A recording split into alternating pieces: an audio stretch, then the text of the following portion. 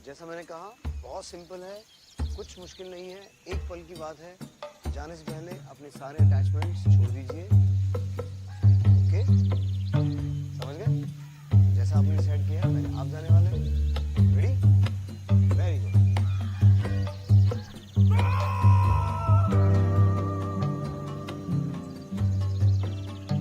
See how simple it is.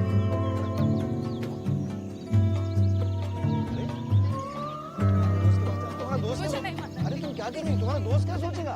तुम उसे अकेले छोड़ दोगी? देखो तुमने हमारे साथ कॉन्ट्रैक्ट किया है। Come on, I will help you, I will help you. Come on, come on, I will help you. Come on. अरे अरे लेकिन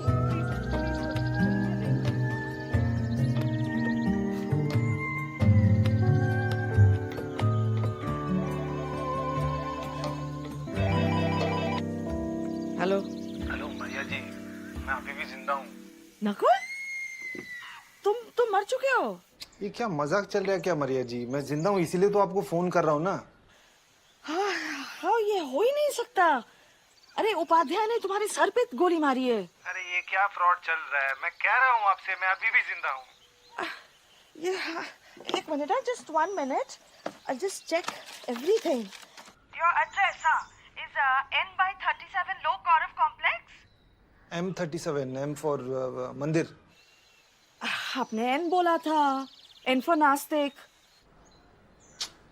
अरे आपने सुदर्शन जी को मार दिया क्या? आपने जो एड्रेस बोला वही तो। देखिए मरिया जी, प्लीज प्लीज मैं आपके पैर पड़ता हूँ, आप प्लीज मुझे आज ही मार दो। मैंने अपना कॉन्ट्रैक्ट दिया, फिर भी नहीं मर रहा हूँ मैं। नकुल, अब तुम मरोगे ही मरोगे।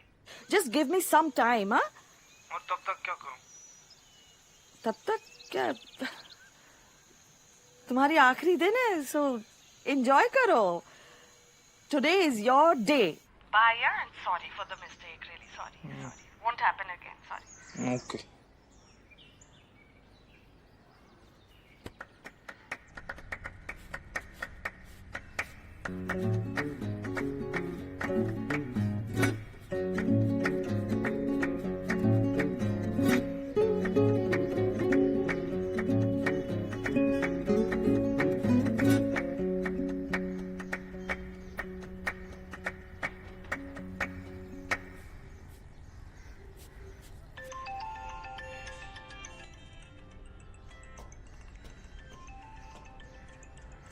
Hello. Hello Upadhyay, major confusion. Nakul नहीं मरा है, कोई और मर गया है।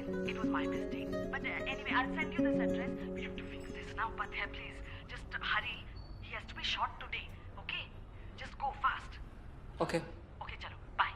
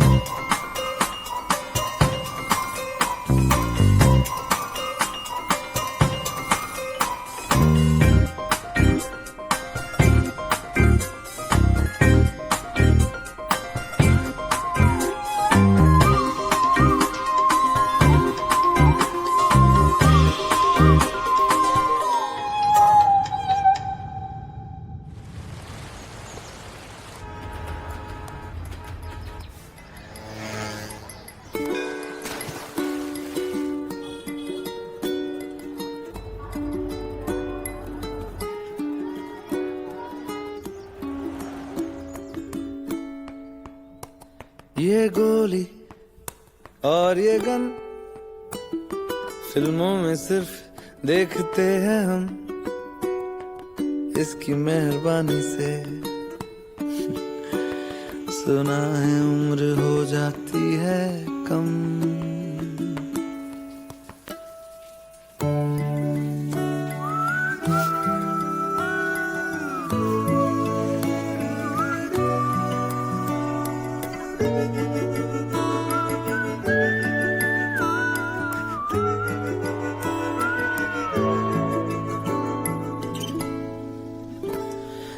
डायरी है या किताब है, ये कहानी तो बस हिसाब है। पढ़ चुके हम, हाँ लड़ चुके हम, आखिरी पन्ने पे सब जवाब है।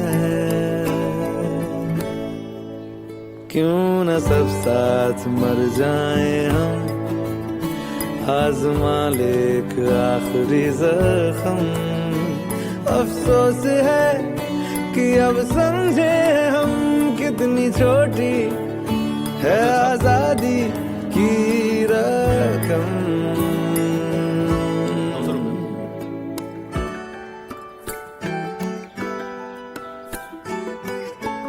अरे ज्यादा दिया साहब।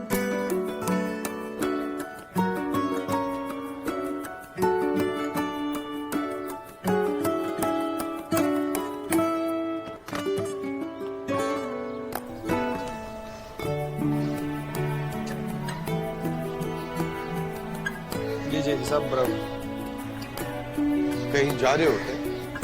नहीं छोड़ रहा हूँ। सर आप भी छोड़ रहे हो?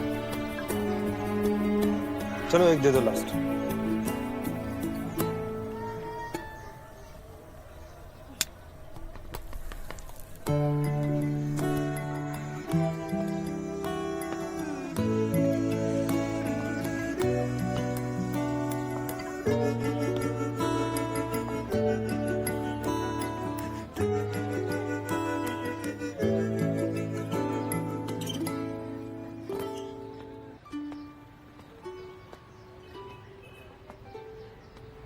Nakul, look, I'll be honest with you.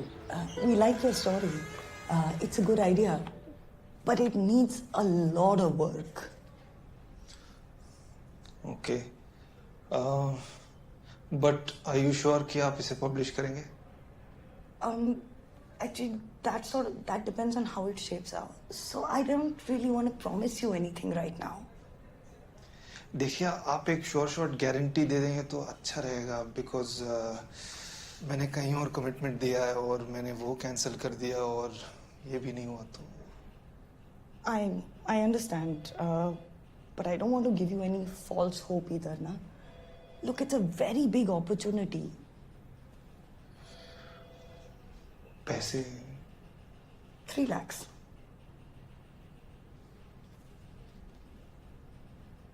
आप इंस्टॉलमेंट्स में दे सकते हो।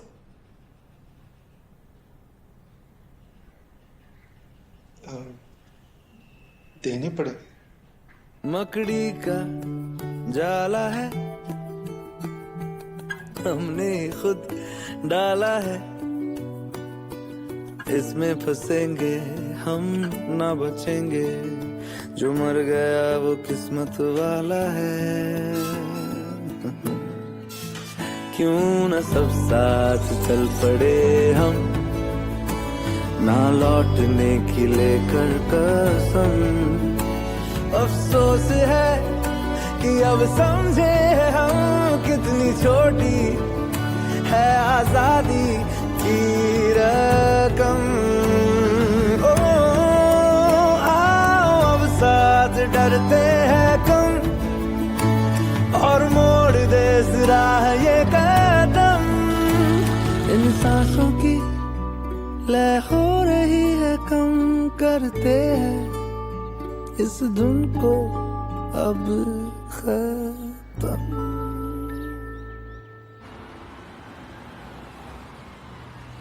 We say death is inevitable, as if it's a fact. However, we completely ignore the exceptions. An aquatic animal found in Iceland called ocean quahog has been alive for over 507 years. A North American species of tree called bristlecone pine have been alive for over 5,000 years. And all this is not because they don't smoke. So if these plants and animals with significantly inferior intelligence can live forever, then why can't we humans, the greatest species, live forever? We can, and we will. Scientists around the world agree that immortality is not just a possibility, it is going to be a reality by 2045. Which means that we are either the last generation to die, or the first generation to live forever. The question, friends, is how. There are two schools of thought. One group of scientists believe that we will gain immortality like in the movie Avatar, where our consciousness will be transferred to a computer.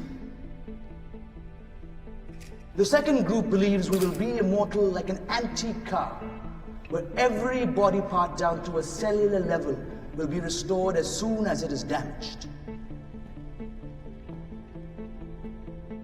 However, I believe there's a third way.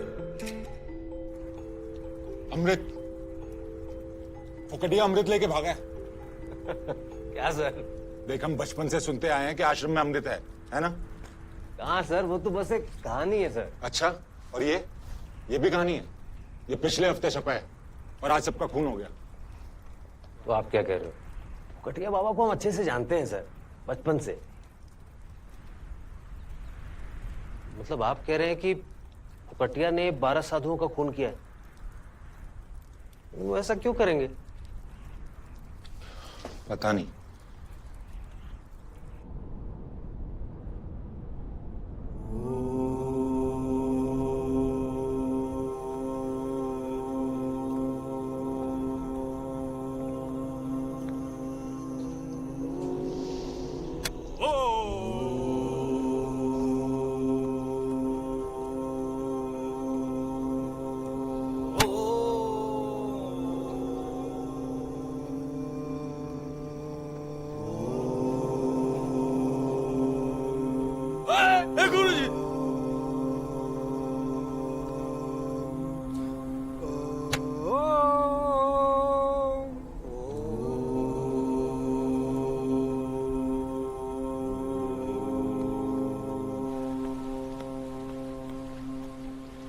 क्षमा करें गुरुजी, पर इतनी सी गलती के लिए मेरा बहिष्कार नहीं कर सकते हैं आप।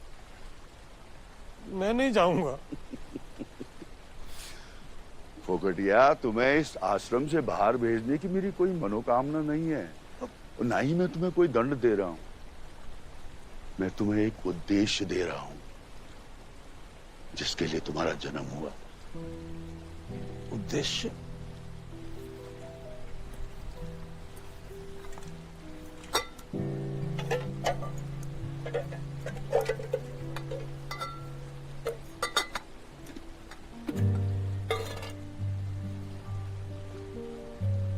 ये क्या है गुरुजी? समुद्र मंथन से निकला एक तरल पदार्थ जिसे इस युग में अमृत कहते हैं। अमृत? हाँ फोकटिया, इस गांव के बच्चे बच्चे को पता है कि इस आश्रम में अमृत है। तुम्हें नहीं पता? नहीं, मतलब कभी विश्वास नहीं हुआ। ये सदियों से इस आश्रम में रहा है, परंतु अब परिवर्तन का समय आ गया है। ये अमृत है तो मैं अगर ऐसे पी लूं तो सचमुच का अमर हो जाऊंगा? हमेशा नहीं। ये तभी काम करेगा जब कोई अमर व्यक्ति तुम्हें इसे अपने हाथों से पिलाएगा। अन्यथा? अन्यथा ये विष है। तो आप अमर हो? नहीं, मेरी मृत्यु 75 साल में होगी और तुम्हारी 65 में। मतलब कि इसी साल? थोड़ा बहुत इधर उधर तो होता ही है। अमरत्व तो हमारे भाग्य में नहीं है। इसे तुम दुर्गावी की कह सकते हो या फिर सौभाग्य भी। तो फिर अमर है कौन? एक है चिरंजीवी। उसी को ढूंढने और उन्हें ये सौंपने के लिए तुम्हें बंबई जाना है। परंतु गुरुजी, इतने बड़े शहर में एक अमर व्यक्ति को मैं कैसे ढूंढ पाऊंगा, कैसे पहचानूंगा? अब अलग अलग ग्रंथों में अलग अलग वर्णन है। कहीं लिखा है कि उसकी एक उंगली ज्यादा है और कहीं लिखा है एक उंगली कम। कहीं लिखा है मर्द है तो कहीं औरत। कहीं लिखा है एक दांत नहीं और कहीं लिखा है कि दांत ही नहीं। मगर हर जगह एक बात जरूर लिखी है कि उस इंसान को मृत्यु से प्रेम है। मृत्यु से प्रेम?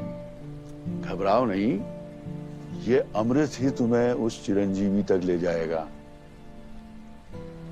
जब तुम उनसे मिलोगे तो तुम्हारे शरीर में एक सनसनाहट सी होगी और सब स्पष्ट हो जाएगा। लेकिन ध्यान रहे, अगर ये गलत हाथों में पड़ गया तो सर्वनाश निश्चित है। गुरुजी! बाबा जी, आपका कुछ गिरा है।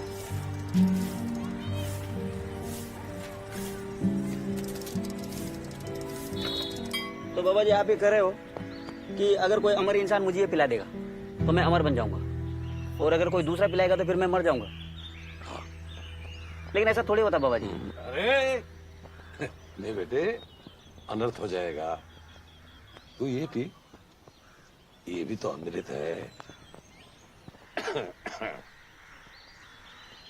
See, I understand what they teach at therapy schools are all valid. I have also blindly followed those methods for years. But can we dare to look beyond the obvious?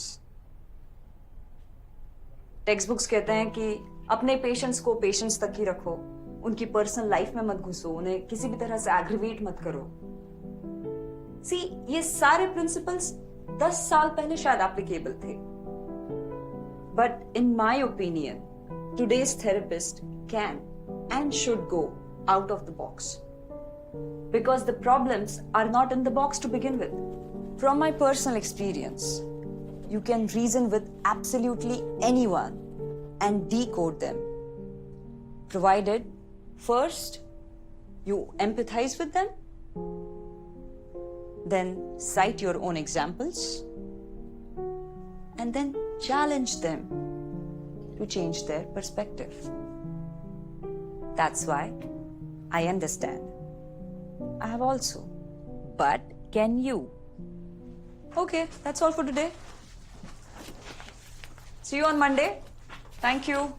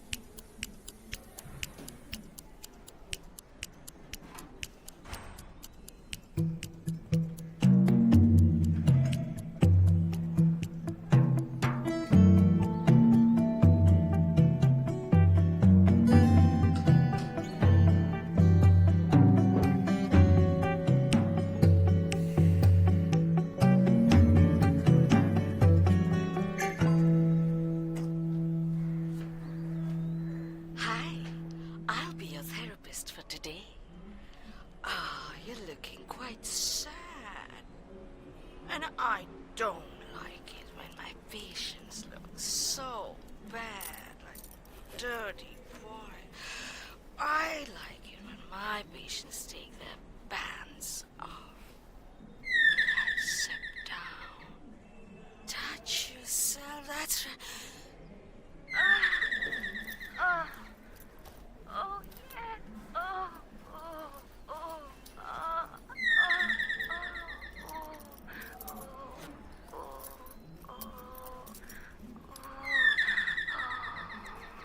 You are a big dirty boy, aren't you? Can you just stroke yourself faster?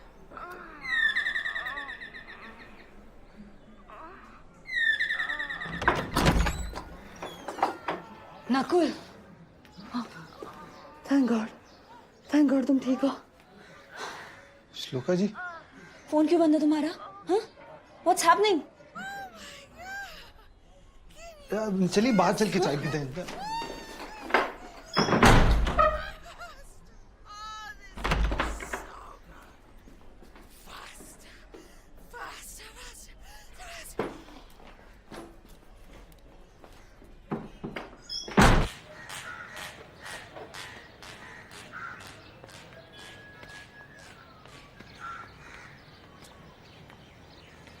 Nakul, मुझे एक unknown number से message आया कि Nakul has exerted the world. इसका क्या मतलब है?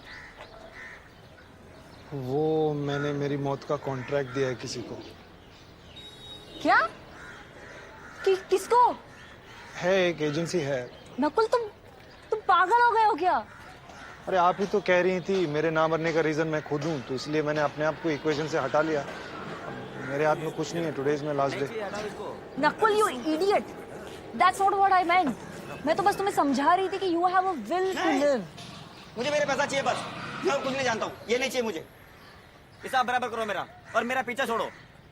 ए भाई साहब, देखिए ना सर, नकुल, अजीब अजीब से कहानियां सुनाते हैं। इनको चाय पिलाया, बिस्किट खिलाया, खाना भी खिलाया। अभी पैसे मांग रहा हूँ तो ये देखिए दे रहे हैं मुझे। अरे नहीं है, ये हर्षिल का चल। मुझे कुछ नहीं चाहिए, मुझे मेरा पैसा चाहिए बस। पैसा दे दो मेरा। भाई साहब इनका पैसा मैं दे। ठीक है सर। भगवान तुमको लंबी उम्र दे बेटे।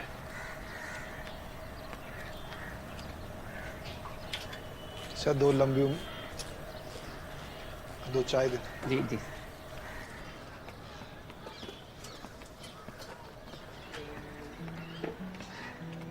श्लोका जी थैंक यू, आप यहाँ पे आई, बट अब तो बहुत देर हो चुकी है। No Nakul, no, you can't do this to me.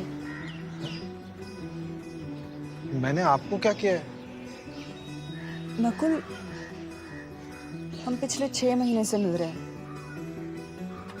You are no longer just another patient for me. मैं उन लोगों में से नहीं हूं जो तुम्हें बचा के चले जाते हैं। मैं तुम्हारे साथ हूं नकुल। जो लोग मरते हैं वो तो चले जाते हैं, लेकिन उनके आसपास के लोगों का क्या? कभी सोचा है तुमने कि if you die, how your close ones will feel? How will I feel? Shloka ji, I am sorry, मुझे नहीं पता था कि मैं आपके लिए इतना इम्पोर्टेंट हूँ।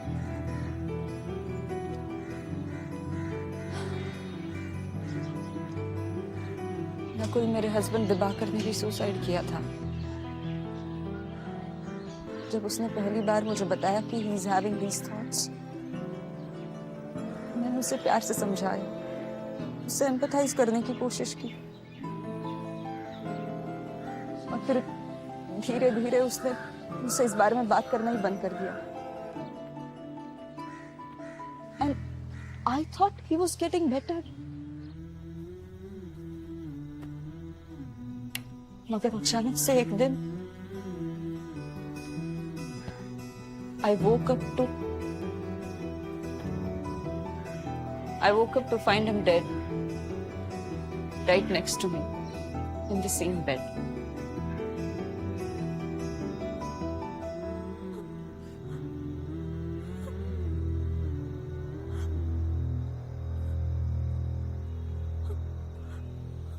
लीजिए सर।